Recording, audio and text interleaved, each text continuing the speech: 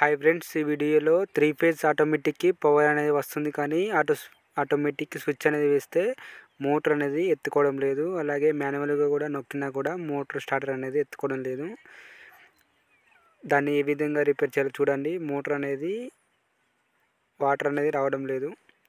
దాన్ని ఏ విధంగా రిపేర్ చేయాలో వీడియోలో తెలుసుకుందాం. ముందుగా ఫీజెస్ అనేది తీయాలి. ఫీజ్ అనేది తీసేసి మనం వర్క్ అనేది స్టార్ట్ చేయాలి. స్క్రూ డ్రైవర్తో స్టార్టర్ యొక్క స్క్రూస్ని అనేది మనం లూజ్ చేసి పైన ఉన్న క్యాప్ అనేది మొత్తం రిమూవ్ చేయాలి ఫ్రెండ్స్. చూడండి ఫ్రెండ్స్, మనకు గ్రీన్ వైర్ వచ్చేసి కట్ అవ్వడం జరిగింది. ఆ కట్ అయిన వైర్ని మనం జాయింటింగ్ అనేది చేయాలి ఫ్రెండ్స్. అది ఎన్ఓసి కాయిల్ యొక్క గ్రీన్ వైర్ ఫ్రెండ్స్.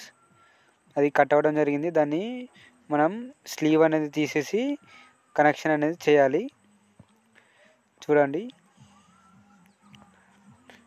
స్లీవ్ అనేది మనం తీసేసి రెండు వైపులా తీసేసి గట్టిగా చుట్టి టేప్ అనేది వేసి కనెక్షన్ చేద్దాం ఫ్రెండ్స్. కనెక్షన్ చేసి మోటార్ అనేది ఆన్ చేసి చెక్కింగ్ అనేది చేద్దాం.